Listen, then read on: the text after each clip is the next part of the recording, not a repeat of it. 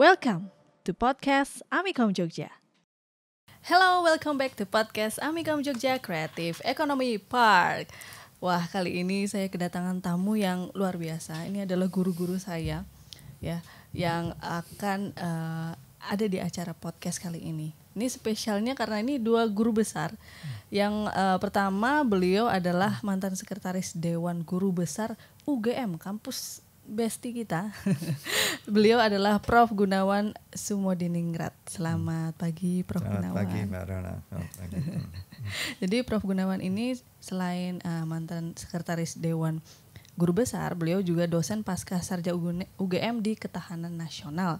Dan beliau ini adalah bestie dari rektor kita, yaitu Profesor Seyanto. Yeah. Kalau Prof. Yanto udah tahu ya. Prof. Yanto adalah rektor dari Universitas Amikom Yogyakarta dan juga dosen yang gaul dan favorit di Amikom.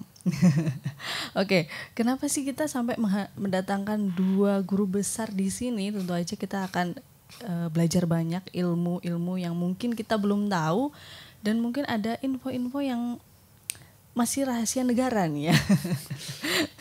Oke, mungkin kita akan ngobrol-ngobrol ringan dulu ya, Prof. Ya. Ini saya takutnya ini terlalu jurnal banget ini. Karena dua-duanya ini guru besar semua. Oke, yang pertama mungkin kita akan membahas tentang akhir-akhir ini, Prof. Kita kan sebagai generasi zaman sekarang nih ya, agak nggak ngerti juga sih sama sejarah Indonesia dan jati diri Indonesia saat ini. Apalagi kita akan dihadapkan besok tanggal 14 ini adalah pemilihan pemimpin Indonesia. Sementara kalau kita masih bingung dan nggak ngerti Indonesia tuh mau dibawa kemana, sementara besok kita harus memilih dan belum tahu siapa yang dipilih. Mungkin Prof bisa kasih gambaran seperti apa sih jati diri bangsa Indonesia atau mungkin sejarah tentang kerajaan yang ada di Indonesia biar kita tuh paham sebagai warga negara Indonesia. Mungkin dari Prof. Gunawan dulu. Baik, terima kasih Mbak Rona. Adik-adik, saudara-saudara yang mendengarkan podcast ini. Terima kasih. Assalamualaikum warahmatullahi wabarakatuh. Salam sejahtera. Ini nikmat Tuhan yang harus kita syukuri ya. Senang sekali saya diundang di podcast ini dan untuk ditanya tadi apa tujuan kita ya. Jadi selalu karena saya dosen di Universitas Gadjah Mada khususnya di program studi ilmu ketahanan nasional. Nah itu. Dan saya dulunya di Fakultas Ekonomi UGM dan saya sudah ngalang melintang di birokrasi sejak tahun 90, masih muda umur 40. Dan ini sudah puncaknya, sisa-sisa hidup saya ini tinggal diabdikan kepada negara dan bangsa. Wah. Dan berbahagia sekali ini ketemu dengan Profesor Suyanto yang rektor Amikom, tetangga tapi baru saja ketemu. Ketemunya temukan Tuhan bahwa sisa hidup itu untuk berbuat yang terbaik. Iya, takdirnya bertemu dengan orang-orang baik ya. Ya, berbuat yang terbaik itu apa? 3 hal, itulah pedoman orang hidup. Itu namanya sadar hidup benar. Sadar hidup benar ada 3. 1, tahu sangkan paran dumadi. Yang kedua manunggal kawula Gusti. Yang ketiga memayu hayuning bawono. Itulah tujuan orang hidup, namanya sadar hidup benar. Tahu siapa kita, mau kemana, bagaimana caranya. Nah kita ini adalah ciptaan Tuhan yang paling sempurna. Mau kemana? Kita itu akan mati. Lahir, hidup, mati. Tapi matinya harus sempurna. Sebelum mati itu harus menjadi manusia yang sempurna seperti yang menciptakan. Maka kita harus dekat dengan Tuhan, manunggal kawula Gusti Allah, mendekatkan dengan Tuhan. Selalu tanya, Tuhan tugas saya apa? Tugas kita itu hanya memayu hayuning bawono. Artinya apa? Berbuat serba baik. Serba baik untuk siapa? Untuk dirinya sendiri nomor 1. Tahu siapa kita ciptaan Tuhan yang paling sempurna. Harus bisa hidup benar. Hidup yang benar itu adalah hidup yang menghidupi dirinya sendiri. Dia harus bisa makan apa yang ditanam, tanam apa yang dimakan. Itu nomor 1. Oke. Yang kedua harus tahu siapa kita. Kita itu ciptaan Tuhan melalui bapak dan ibu. Jadi harus berbakti pada orang tua. Jadi kalau anak nanti akan masuk kepada era ke depan ini adalah pemilu, milih siapa? Itu harus milih yang betul-betul cocok seperti hati kita, cocok dengan Bapak Ibu dan cocok dengan Tuhan Yang Maha Kuasa. Intinya di situ. Inilah yang saya sangat berbahagia saya ketemu dengan Prof. Suyanto. Jadi nanti menjelang pemilu itu kita akan memilih calon yang terbaik, yang paham sangkan paran dumadi, manunggal kawula Gusti dan memayu-ayu ning bawana. Pilihlah calon yang terbaik dirimu sendiri. Inilah tugas dari dosen, tugas dari sekretaris Dewan Guru Besar, dan juga dosen studi ketahanan nasional. Dan ketahanan nasional itu dimulai dari ketahanan diri pribadi. Diri pribadi, diri keluarga, diri komunitas, akhirnya diri negara dan bangsa. Yang intinya cuma sederhana. Orang hidup harus bisa kerja, punya pendapatan, bisa mengelola, dan akhirnya bisa menghidupi diri sendiri. Menghidupi diri sendiri, kemudian menikah. Setelah menikah punya anak, setelah punya anak, punya cucu, cicit, sampai generasi penerusnya. Dan itu harus selalu diingat. Menghidupi diri sendiri. Caranya gimana? Kerja, pendapatannya banyak, bisa ditabung. Kerja, untung, menabung. Itulah utamanya. Jadi pemilu itu nanti harus bisa bermanfaat pada diriku sendiri. Jadi yang kita pilih itu nanti bisa menjadi wahana, menjadi pegangan kami, menjadi pegangan pribadi, terutama generasi muda ini. Yang paling penting adalah generasi muda itu, yang nantinya sadar betul bahwa dia harus mandiri, hidup sendiri, hidup berkeluarga, dan hidup bersama-sama. Itu. Terima kasih Mbak Zona. Baik, itu namanya filosofi kehidupan. Nanti baru diterapkan di dalam pemilihan. Nah, itu akhirnya diatur di dalam undang-undang ya. Jadi sepakat bersama menjadi peraturan, menjadi undang-undang, akhirnya menjadi undang-undang dasar. Ya, itu. Baik, terima kasih Prof. Gunawan atas jawabannya. Berarti kita juga memang harus menggunakan hati nurani kita ya. Saya juga penasaran ini, kan kita orang Jawa ini Prof ya. Kita di Jogja, kampus Amikom Jogja gitu kan. Berarti kita juga harus mengetahui filsafat orang Jawa nih. Ini kayaknya saya harus tanya sama Prof, bagaimana sih kita sebagai orang Jawa? Iya, tapi saya akan melanjutkan. Sekali lagi, Assalamualaikum warahmatullahi wabarakatuh. Waalaikumsalam. Dari yang disampaikan Prof. Gunawan. Jadi tadi sangkan paraning dumadi. Itu kalau mungkin dalam bahasa agama lain, innalillahi wa inna ilaihi rajiun. Jadi manusia berasal dari namanya alam permulaan, alam purwa, alam madya, lan alam wusono. Itu konsep di sangkan paraning dumadi yang sudah dijelaskan oleh Prof. Gun. Jadi kita berasal dari mana? Termasuk kita itu dapat uang dari mana? Dan kita belanjakan kemana? Kita dapat ilmu dari mana? Dan bagaimana kita mengamalkan ilmu? Intinya seperti itu. Jadi kalau diringkas, innalillahi wa inna ilaihi rajiun. Jadi pasti akan menjadi orang luar biasa kalau bisa seperti ini. Yang kedua, yaitu yang berkait dengan manunggaling kawula Gusti. Maksudnya apa ini? Ini kan filosofi dari Sultan Agung III ini. Ya. Ada dua yang namanya manunggaling kawula Gusti. Kalau manusia dengan Allah Subhanahu wa Ta'ala, dengan Tuhan kita. Kalau semua perintah Tuhan dan larangan Tuhan dijalankan oleh manusia 100%, itu yang namanya manunggaling kawula Gusti. Kalau ini Gusti itu adalah seorang pemimpin dan rakyat. Kalau pemimpin itu memang orangnya bisa berbuat adil, mensejahterakan, membangun kasih sayang dan bijaksana, maka rakyatnya harus ngikuti itu. Ya, ini yang namanya disebut juga manunggaling kawula Gusti antara pemimpin dan rakyatnya. Sangat luar biasa menurut saya. Nah, kemudian yang terakhir adalah hamemayu hayuning bawono. Dia mempercantik indahnya dunia. Kalau di dalam orang Jawa paling tidak ada filsafat. Apa? Inilah orang Jawa, pendidikan yang lengkap. Yang pertama adalah percaya bahwa Tuhan itu ada. Nah, itu tadi manunggaling kawula Gusti. Itu orang Jawa. Yang kedua, orang Jawa percaya dengan adanya takdir. Dan dia lilo, rela. Dan legowo bahasa yang lain. Nah, ini orang Jawa. Yang ketiga, sopan santun. Nah, ini yang mulai hilang. Ya, kita memang boleh mengkritik sejelek-jeleknya boleh. Tapi sopan santun. Ini ciri khas orang Jawa. Kalau nggak sopan dan santun berarti bukan orang Jawa lagi. Nah, ini penting. Kemudian yang keempat, tidak, kalau di dalam ilmu itu ada syariat. Ya.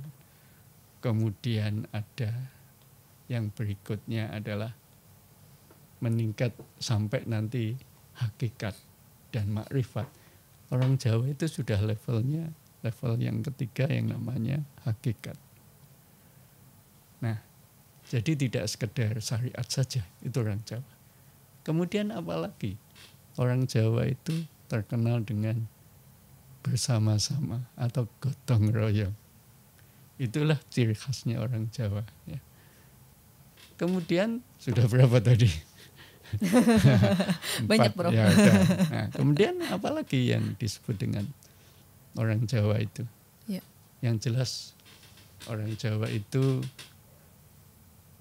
paling tidak ada 7, saya agak lupa sedikit, nanti lama-lama gak ingat. Ya. Tapi paling tidak ini dulu. Ya. Nah, jadi kalau kita seperti ini sangat luar biasa dahsyat ya. Maka kalau di dalam pendidikan Ki Hajar Dewantara itu 3 ngo itu penting. Apa itu, Pak? Yang pertama ngo atau NG, ngerti. Nah, kebanyakan pendidikan di sini dengan ilmu barat yang luar biasa ya. Ngambil ngutip ini hafal. Tapi lupa yang kedua. Ngeroso pakai hati. Nah, ini saya timpakan pada seseorang. Kira-kira melukai enggak? Nah, ini pendidikan nasional kita yang diciptakan oleh Ki Hajar Dewantara itu. Ya. Dan yang ketiga ngelakoni. Ya. Seseorang itu kalau nggak ngelakoni kadang-kadang kurang ngerosonya. Nah, 3 ngo ini saya rasa harus kita kembalikan lagi untuk pendidikan Indonesia. Supaya apa? Supaya ya tadi kalau seperti orang Jawa jadi santun, sopan santun. Karena pakai hati. Iya, betul. Inilah awal dari terjemahannya sedikit dari Prof. Gunawan tadi, Mbak Rena. Baik, oke. Jadi saya belajar banyak juga ya. Ternyata menjadi manusia ya nggak hanya cuma sekedar hidup aja gitu. Kita juga tahu tujuan hidup kita. Kita bahkan untuk memilih juga otomatis tidak boleh asal-asalan dong, teman-teman. Kayak mau memilih siapa nih yang akan membawa Indonesia mungkin yang ke arah lebih baik dan juga bermanfaat untuk diri kita juga gitu ya. Dan saya dengar-dengar dulu Indonesia itu kan pernah menjadi negara adidaya gitu. Otomatis kita juga harus bisa dong mengelola itu juga.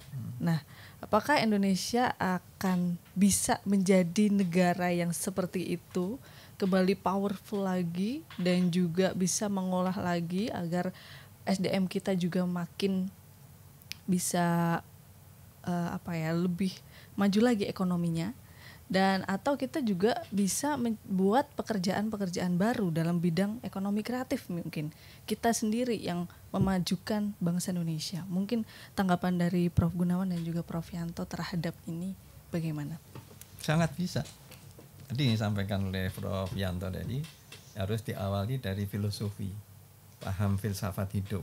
Siapa kita, mau kemana, bagaimana caranya itu. Yang nomor 1 harus dipegang dulu dan yakin bahwa manusia diciptakan menjadi manusia yang sempurna. Kalau sempurna itu yang bersih seperti sifat-sifat Tuhan, meniru sifat-sifat Tuhan serba baik tadi. Yang berbuat serba baik amomayu ajuning pawono. Itu yang harus dipegang semua.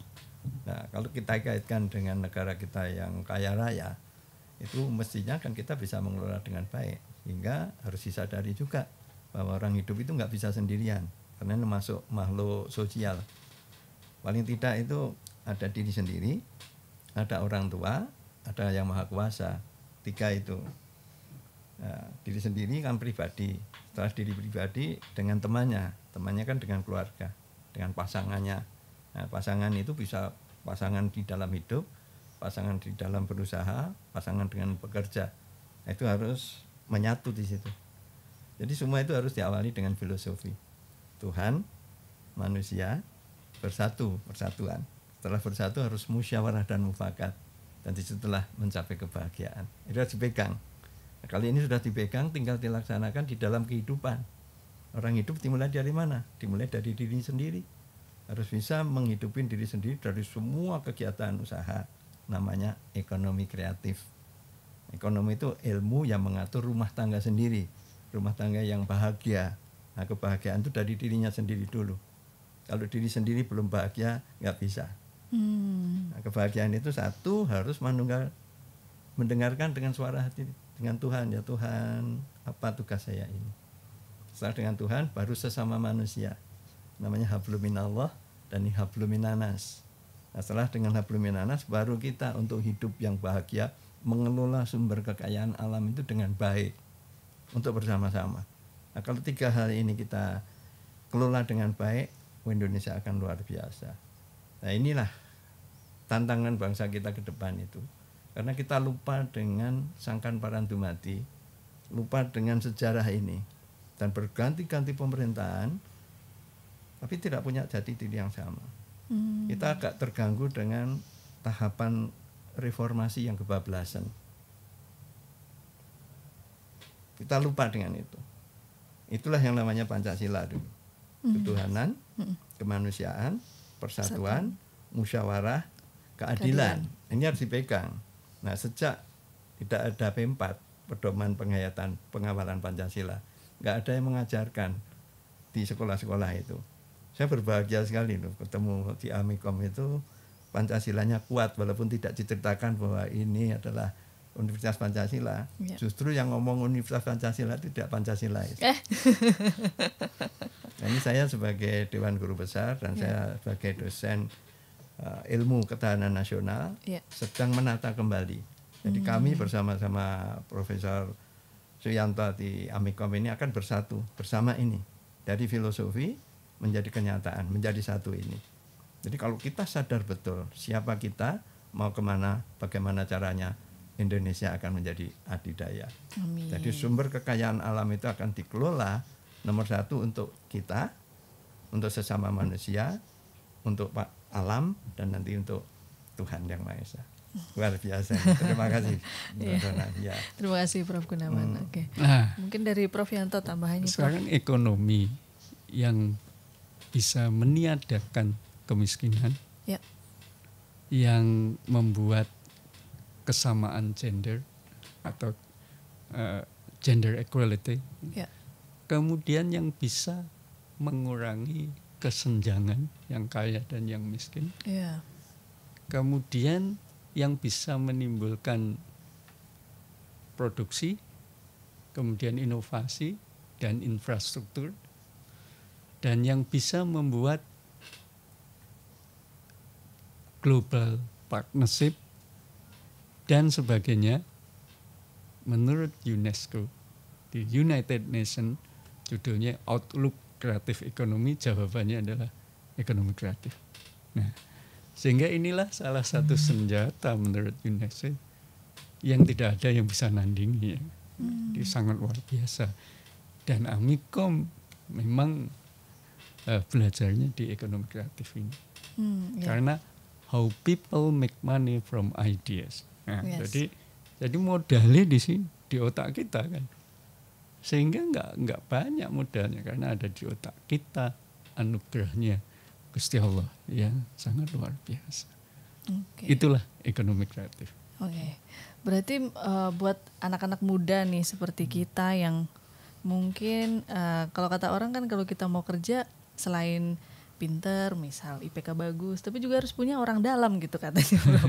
Tapi kalau misal kita cuma punya ide, kita tidak punya privilege yang dilahirkan dari keluarga yang berkecukupan misal, apakah kita juga masih bisa nih survive di era seperti ini yang istilahnya apa-apa susah, apa-apa mahal. Gimana Prof, anak muda zaman sekarang ini? Ya, saya itu dilahirkan di sebuah desa Banjarsarwetan, Kecamatan Dagangan, Kabupaten Madiun. Di desa saya. Meskipun desa itu desa hadiah dari Kerajaan Mataram. Nah, ya jelek-jeleknya saya masih keturunan HB ya. Darah biru nih. Dari HB3 saya. Jadi kalau presiden kita yang keturunan HB itu Pak Prabowo, itu HB2. Jadi yang masih Mataram. Ini saya terpaksa menyebut apa adanya. Masih saudara ya berarti Prof. Nah, itu waktu kecil saya saya ikut, sudah tidak bersama bapak ibu saya kan. Saya ikut nenek saya. Kemudian saya bercerita, nenek saya selalu setiap malam saya ingat ibu kan, diceritain. Belum selesai saya tidur. Mungkin tidak sekedar 1001 malam, mungkin 2002 malam. Jadi, dan akhirnya saya waktu SD sudah bisa memimpin drama anak SD. Dan saya tidak menyangka kalau sekarang saya menjadi satu-satunya orang Indonesia sebagai produser, sebagai sutradara dan writer yang ada di United Talent Agency Hollywood. Nah, ini dari orang desa. Saya datang ke Jogja, gak punya apa-apa ya kan. Tetapi memang creativity. Tetapi kalau kita mau membangun tadi, bangunlah mulai dari, kalau entrepreneur itu dari yang judulnya SMART. S, sikap mental positif. Apapun yang terjadi di dunia ini pasti ada sisi positifnya. Yang kedua M, menciptakan mimpi dan berusaha untuk mengejarnya. Kemudian yang ketiga A, ambil langkah memulai bisnis itu meskipun sederhana. T, R.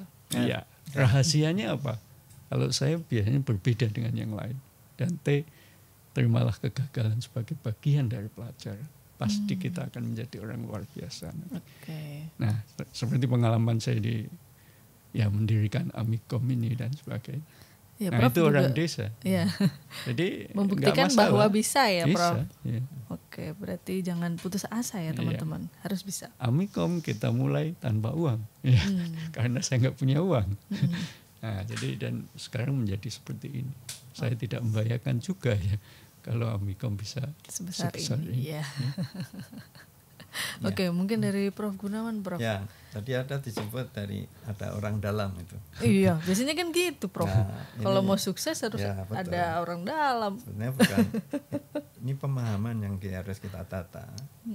Sejak reformasi itu kita kehilangan pegangan. Maka kita harus kembali ke jati diri dulu. Dia mau ngajak itu reformasi. Reformasi kita itu kebablasan. Itu harus kembali kepada Undang-Undang Dasar 45 yang asli. Nah, inilah yang akan ditegakkan oleh Pak Prabowo dengan kawan-kawan itu. Kita kembali ke jati diri. Karena proklamasi kemerdekaan itu awalnya adalah melaksanakan ekonomi tadi. Ekonomi yang melindungi warganya, memajukan kesejahteraan umum, mencerdaskan kehidupan bangsa, menjaga ketertiban dunia. Ini harus dipahami dulu. Banyak akademisi itu pragmatis, pengennya cepat sana. Harusnya dimulai dari dalam tadi. Cita-cita merdeka itu untuk melaksanakan tujuan berbangsa dan bernegara. Ini harus ditegakkan. Nah, generasi muda tidak paham itu. Taunya pengennya cepat. Dan kalau tidak dengan kenalan nggak bisa. Itu harus diterjemahkan bahwa itulah wujud dari Pancasila. Yaitu harus fokus, terukur, terencana, partisipatif, berkelanjutan. Nah, di situ harus ada kenalan, musyawarah dan mufakat tadi. Tetap harus punya harus networking. Harus ada. Nah, orang dalamnya itu kalau tidak ada orang dalam nggak bisa, kita akan di luar. Akan masuk, tetapi intinya bukan orang dalamnya itu. Bahwa kita berprestasi seperti yang disampaikan Prof Sulianto tadi. harus yakin bahwa aku bisa. Yeah. Aku harus yang terbaik, doing the best to make happy myself. Yeah. Right situ. Setelah itu harus bersama-sama, memang nggak bisa sendirian. Kita harus ada orang luar dan orang dalam. Jadi bukan hanya orang dalam itu menentukan. Yeah. Orang dalam pun kalau orang luarnya tidak kuat, nanti orang dalamnya sudah nggak bisa. Itulah yang akan menjadikan nepotisme itu. Kejelekan dari KKN itu juga di situ. Kalau kitanya berkompeten, kita kompeten, bagus. Tidak usah punya orang dalam pun akan masuk. Yeah. Tapi kalau kita tidak kompeten, ada orang dalam, malah ini yang rusak. Nah ini harus kita rubah. Memalukan orang dalamnya juga. Memalukan orang dalamnya. Nah inilah dengan pendekatan filosofi tadi. Jadi menyadarkan anak-anak muda itu harus dimulai dari dirinya sendiri. Oke. Itu yang penting. Saya ini agak tertarik juga nih dengan isu-isu yang sedang rame nih saat ini. Kan pasti teman-teman juga scrolling TikTok, YouTube di sini tuh lagi banyak membahas. Ini kan sebagai kita kampus nih ya Prof. Ini kan salah satu kampus juga di Jogja yang menjadi sorotan juga nih Prof. Kemarin tuh kalau di Amikom sendiri sih saya melihatnya demokratis ya Prof. Prof tidak membatasi untuk adanya tamu-tamu dari paslon 1, 2, 3 yang datang, pasti kita welcome gitu ya. Silahkan monggo untuk datang ke Amikom. Tapi ada beberapa juga kampus yang bahkan mempunyai untuk tidak berkampanye atau istilahnya memihak gitu kan. Nah saya mau tanya ke Prof Yanto dan Prof Gunawan, mungkin Prof Yanto dulu nih tentang Amikom nih ya. Apakah Amikom ini membebaskan untuk sivitasnya memilih siapapun, atau Prof ada pesan atau silahkan monggo Prof terhadap isu ini. Terima kasih sekali. Memang kita ketika saya mengirim surat kepada paslon 2, bersamaan itu saya kirim ke tim paslon 1 dan 3. Sehingga semua kita kirimi untuk silakan datang ke kampus Universitas Amikom Yogyakarta. Justru terbuka ya Prof? Iya, terbuka. Karena ini bagian dari pendidikan politik untuk mahasiswa. Oh iya, betul. Meskipun di tempat kami memang nggak apa-apa ya kan. Kamu kubu A, kubu 1 boleh. Boleh. Kubu 2 boleh, kubu 3 boleh, enggak apa-apa ya. Cuma satu ya, kalau saya ada syaratnya. Neng untuk Amikom ya. Pesan sponsornya ya. Mungkin kubu 1 sudah ada kawan saya. Kamu harus kelola.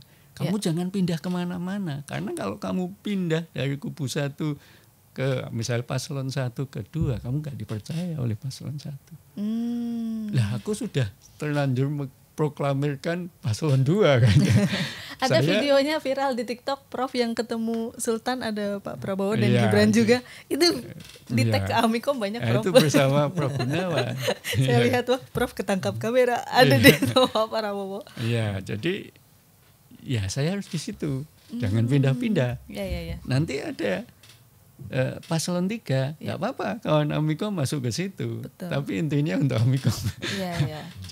Jadi intinya begini, Mbak Rona. Jadi menarik di Amikom, dipersilakan untuk seperti itu ya. Karena saya sudah terus terang dari 3 yang saya surati itu 2 sudah membalas. Bahkan sebelum saya memberi surat itu saya sudah dipanggil oleh paslon 2. Ya. Prof pilih 1, 2 apa 3?